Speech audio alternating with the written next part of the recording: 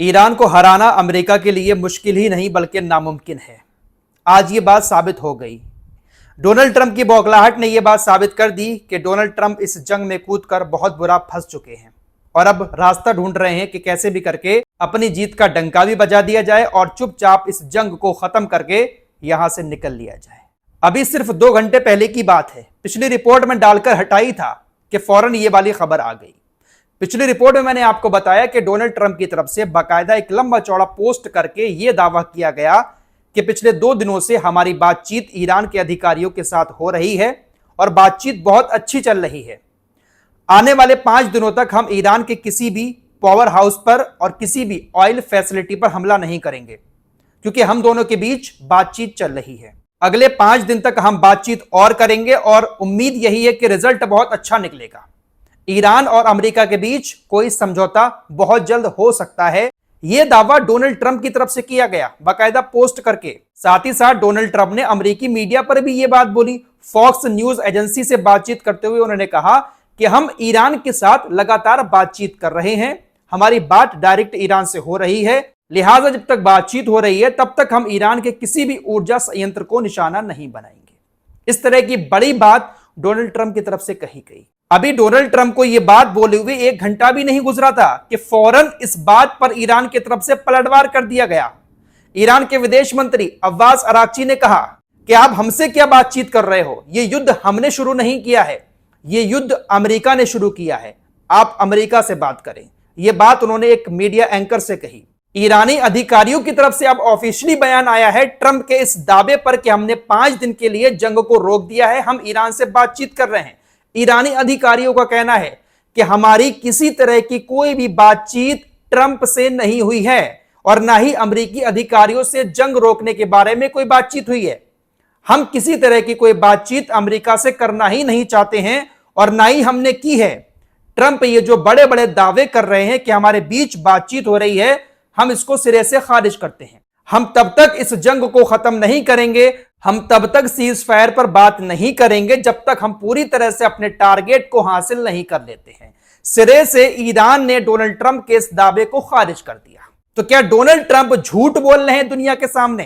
क्या Donald Trump बुरी तरह से फंस चुके हैं? इस जंग से बाहर निकलने का कोई बहाना ढूंढ रहे हैं? क्या डोनाल्ड ट्रंप बात करने की ईरान से लगातार कोशिश कर रहे हैं और ईरान बात नहीं कर रहा है? क्या इसीलिए डोनाल्ड ट्रंप की तरफ से इस तरह का पोस्ट किया गया है कि शायद ईरान हमसे बातचीत कर ले? ईरान ने सिरे से खारिज कर दिया है। ईरानी अधिकारियों का कहना है कि जो डोनाल्ड ट्रंप इस तरह का दावा कर रहे हैं वो इसलिए कर रहे हैं क्योंकि हमने बड़ी बड़ी इनको धमकियां दी हैं कि आप 48 घंटे के अंदर हमारे पावर हाउस पर हमला करके तो देखो, हम मिडिल ईस्ट के हर एक पावर हाउस को उड़ा देंगे। हमारे इन्हीं धमकियों की वजह से डोनाल्ड ट्रंप इस तरह की बात कर रहे हैं और 5 दिन तक हमले बंद करने का ऐलान कर रहे हैं। ईरानी अधिकारियों ने कहा कि डोनाल्ड ट्रंप जो बातें कर रहे हैं इसको मनोवैज्ञानिक युद्ध भी कहते हैं। हम तब तक अपने हमलों को बंद नहीं करेंगे, तब तक हम सीज फायर के लिए राजी नहीं होंगे जब तक हम अपने सारे टारगेट हासिल नहीं कर लेते हैं। स्टेट ऑफ हॉर्मुज जिस तरह से बंद है उसी तरह से अभी भी बंद रहेगा। अभी जब मैं इस वीडियो को रिकॉर्ड कर रहा हूं, ईरान की इस बात पर अभी तक ट्रंप की तरफ से कोई पोस्ट नहीं आया है। हो सकता है कि मैं इस वीडियो को डालूं उससे पहले ही पोस्ट आ गया हो, लेकिन अभी तक नहीं आया है क्योंकि पिछले 2 घंटे के अंदर ही बहुत कुछ हो गया। एक बड़ा दावा ट्रंप की तरफ से किया गया और उस दावे को ईरान ने खारिज कर दिया। ट्रंप कह रहे हैं हम जंग रोकेंगे, 5 दिन के लिए हमले नहीं करेंगे। ईरान कह रहा है करते रहो हमले, हमने जो चेतावनियां दी है हम उसको पूरा करेंगे। हमने किसी तरह की आपसे कोई बातचीत नहीं की है, ना आपसे डायरेक्ट बात हुई है और ना ही किसी बिचौलिए देश के जरिए बातचीत हुई है।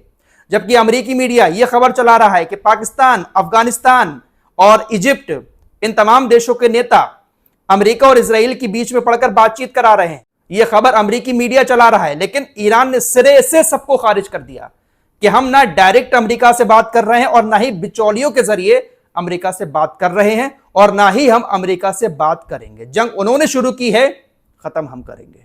दोस्तों, ईरान ने डोनाल्ड ट्रंप के इस दावे को जो खारिज किया है, तो अब हो सकता है कि डोनाल्ड ट्रंप बौखलाकर कुछ ना कुछ करें ईरान के साथ।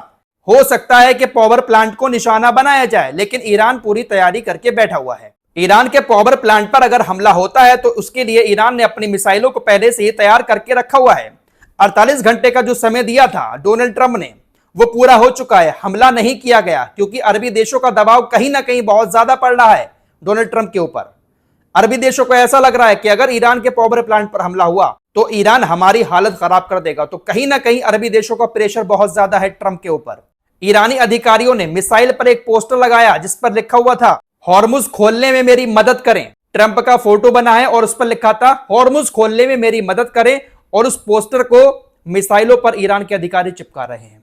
तो इस तरह से खिलवाड़ कर रहे हैं कहीं ना कहीं ईरानी अधिकारी अमेरिका के साथ।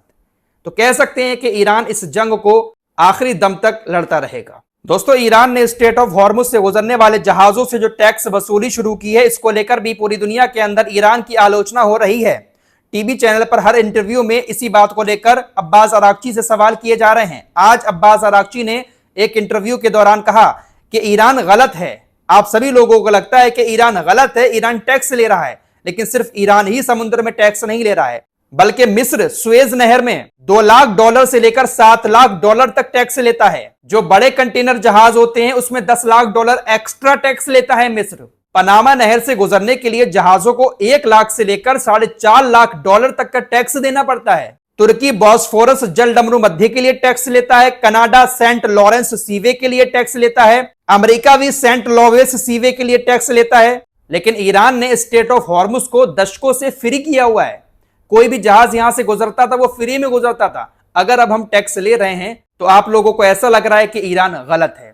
टैक्स तो और भी देश अपने देश के पास से गुजरने वाले समुद्र से ले रहे हैं, अगर ईरान ले रहा है तो क्या हो गया। फिलहाल इजराइल के हमले ईरान पर लगातार जारी हैं। तेहरान के अंदर कुछ और हमले हुए थे। उन हमलों में ईरानी मीडिया के मुताबिक ईरानी मिसाइल बनाने वाले एक एक्सपर्ट सईद शमखदरी की मौत हो चुकी है। ईरान के अंदर जो मिसाइलें बनाई जाती हैं उन मिसाइलों में ये एक्सपर्ट थे, इंजीनियर थे, इनकी मौत हो चुकी है। अपने परिवार के साथ ये घर में थे। तेहरान के अंदर इजराइल की एयर स्ट्राइक हुई, उसमें ये मारे गए। आप लोग लगातार खबर सुन रहे हैं कि ईरान के बाद तुर्की का नंबर आने वाला है। हालांकि ईरान को जीतने में ही इन्हें पूरी जिंदगी गुजर जाएगी। अगर ईरान हारता है तो फिर तुर्की भी नहीं बचेगा। इजराइल के दिमाग में यह बात चल रही है कि ईरान को हरा लो, फिर तुर्की को भी हम कब्जे में करने की कोशिश करेंगे। ये जो आपकी स्क्रीन पर दिखाई दे रहे हैं ये तुर्की के पूर्व गृह मंत्री सुलेमान सोइलू हैं। इन्होंने कहा कि अगर इजराइल हम पर हमला करता है तो हम भले ही 40 लाख शहीद दे दें, लेकिन इजराइल नाम का कुछ भी नहीं बचेगा। तुर्की में चाहे कितने भी लोग शहीद हो जाएं, लेकिन इजराइल नाम का कोई शब्द बचेगा ही नहीं दुनिया में। तुर्की को भी शायद अब हिम्मत मिल रही है कि ईरान जिस तरह से लोगों की मौत के बाद भी लड़ाई कर रहा है, तुर्की को लग रहा है कि लड़ाई तो हम भी कर सकते हैं। ये जो आपकी स्क्रीन पर दिखाई दे रहा है अमेरिका का विमान वाहक पोत गेराल्ड फोर्ड, इसमें आग लगी थी। अब खबर आ रही है कि तकरीबन 14 महीने तक ये काम पर आ ही नहीं सकता। कहा यह गया था कि ये एक लॉन्ड्री एरिया में आग लगी थी, लेकिन आग दोस्तों तकरीबन 36 घंटे तक जलती रही थी। इसकी हालत ऐसी हो गई है आग की वजह से कि 12 से 14 महीने तक ये काम पर लौट ही नहीं पाएगा। कहा था कि ये आग लॉन्ड्री एरिया में लगी, इस पर कोई हमला नहीं हुआ था। बिना हमले के इतनी खतरनाक आग लग गई जो घंटों तक जलती रही और हालत इसकी ऐसी कर दी कि ये सर्विस से बाहर हो गया। इस रिपोर्ट में इतना ही। कुछ और खबरों के साथ फिर हाजिर होऊंगा। हो सकता है कि डोनाल्ड ट्रंप की तरफ से कोई बयान आ गया हो, बहुत जल्द आपके सामने रखने की कोशिश करूंगा।